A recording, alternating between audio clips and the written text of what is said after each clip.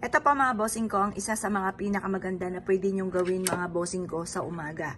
Simpleng tubig ay maaaring makapaghihigo po ito mga bossing ko ng mga negatibong enerhiya. Pakita ko lang po mga bossing.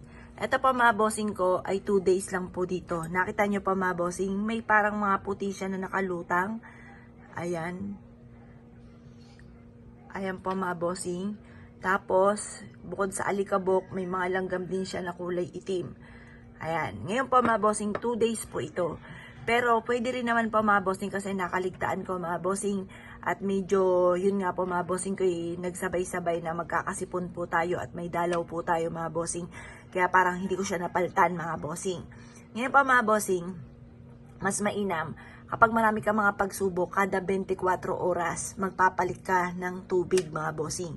Kapag naman po, halimbawa, busy kayo, basta wag nyo lang kakaligtaan na paltan po siya ng tubig kahit mga ilang araw kung hindi ka agad siya nagdumi. Pero kagaya po dito, 2 days pa lang, nagdumi po siya kaagad. Dito sa amin mga bossing ko, ano po kasi dito, yung naka-aircon po kami mga bossing, kaya kumbaga hindi siya sarado lahat ang mga bintana pero nagkakadumi pa rin.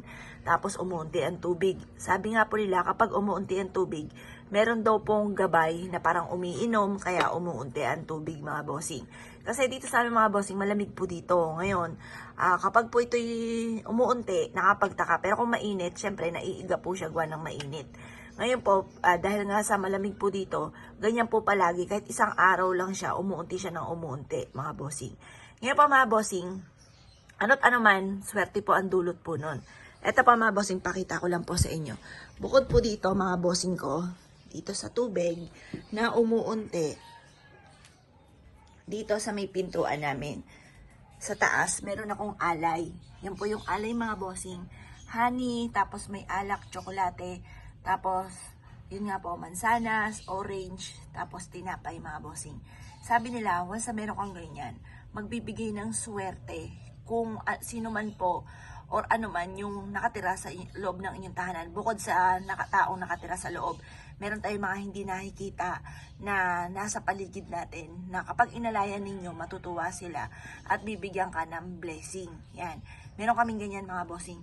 Pinapaltan ko po yan, sabi nila kada 2 days. Pero sa akin, every 1 week, papaltan yung honey, tapos yun din po yung alak. Yung lahat pong yan may tsokolate din. Mas maganda daw po yung mga tsokolate dahil malalambot po ito mga bossing. Pero mister ko, nilagyan pa ng snowbird mga bossing. Yan. Swerte po ang dulot po niyan. At ganun din po ang tubig. Kaya dapat, meron ka mga ganito para masigit kang swertihin. Kumbaga, yung mga hindi nyo nakikita sa loob ng inyong tahanan ay matutuwa sa inyo dahil, kumbaga, sinasama nyo po siya sa parang part ng family ninyo dahil binibigyan nyo rin po siya ng ganito para talaga sa kanila. Ngayon po mga bossing ko, kayo po yung naniniwala, subukan nyo po yung gawin at yan po yung makakatulong para masigit kayo na maka-attract ng swerte, lalo na sa pera.